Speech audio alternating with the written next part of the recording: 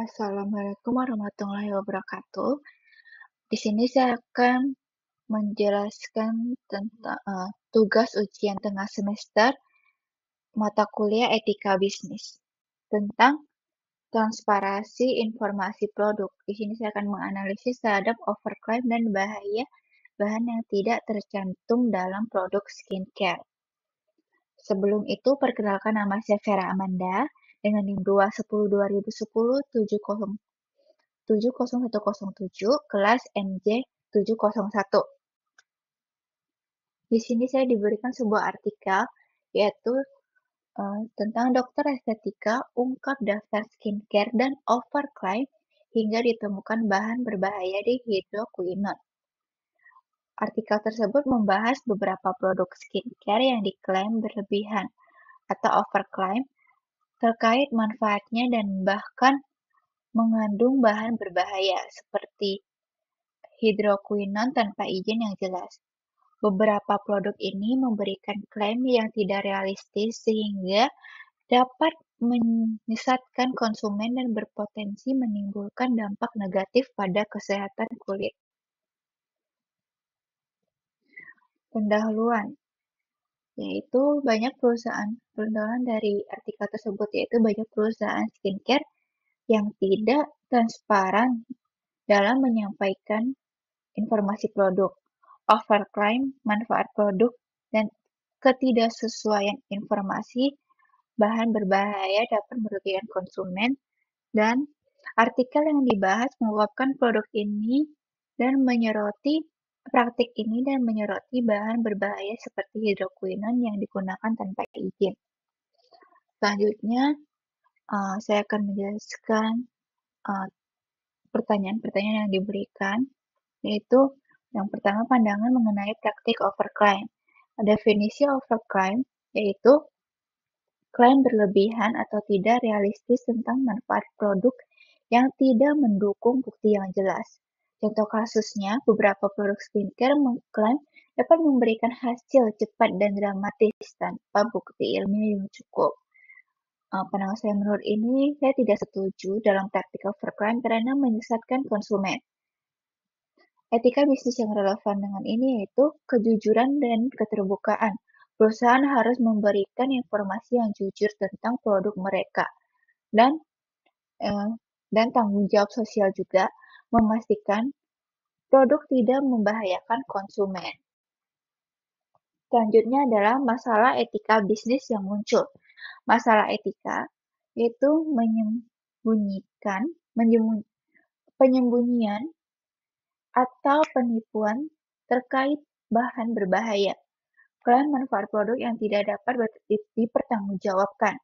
Nilai yang diabaikan yaitu integritas, perusahaan tidak mematuhi standar jujur yang terbuka. Dan selanjutnya tanggung jawab mengabaikan dampak kesehatan terhadap konsumen. Dampak terhadap konsumennya yaitu potensi kerusakan kulit atau efek samping yang merugikan dan kehilangan kepercayaan konsumen terhadap industri skincare secara keseluruhan. Selanjutnya yaitu rekomendasi dan penyesuaian yang dapat dilakukan.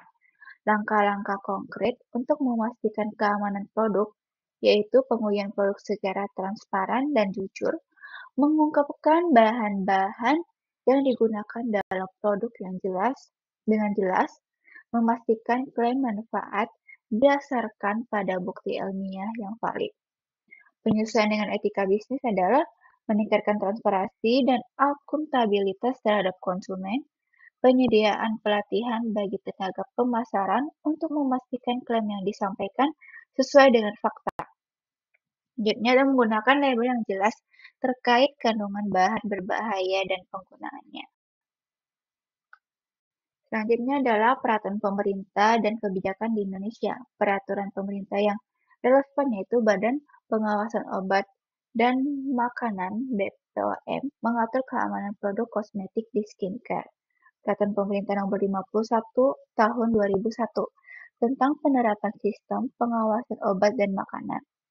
Misalnya regulasi tentang bahan berbahaya, produk skincare yang mengandung bahan seperti hidroquinone harus mendapatkan izin dan pengawasan dari BPOM. Bagaimana perusahaan memastikan kepatuhannya itu melakukan uji coba klinis yang sesuai dengan standar BPOM, memastikan semua bahan yang digunakan dalam produk terdaftar dan disetujui oleh pihak berwenang, mengikuti prosedur regulasi untuk pengujian dan pelabelan produk yang benar. Selanjutnya adalah dampak penerapan etika bisnis dan kepatuhan regulasi. Kepercayaan konsumen, yaitu kepercayaan konsumen.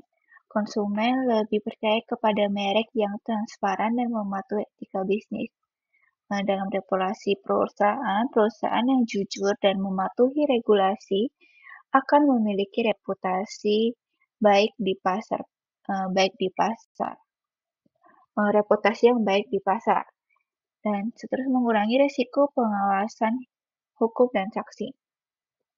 Selanjutnya, kesehatan untuk masyarakat, yaitu penggunaan bahan yang aman dan mencegah kerusakan kulit dan masalah kesehatan lainnya.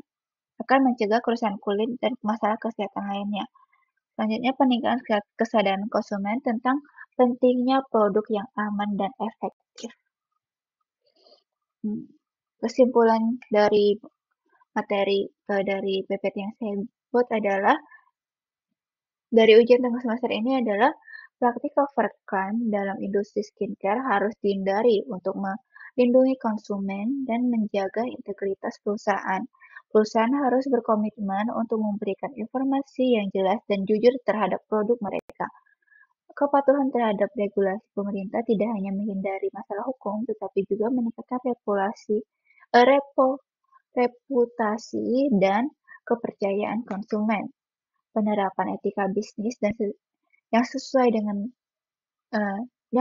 dapat berkontribusi pada kesehatan masyarakat dan keberlanjutan perusahaan. Sekian dari saya. Terima kasih telah mendengarkan. Assalamualaikum warahmatullahi wabarakatuh.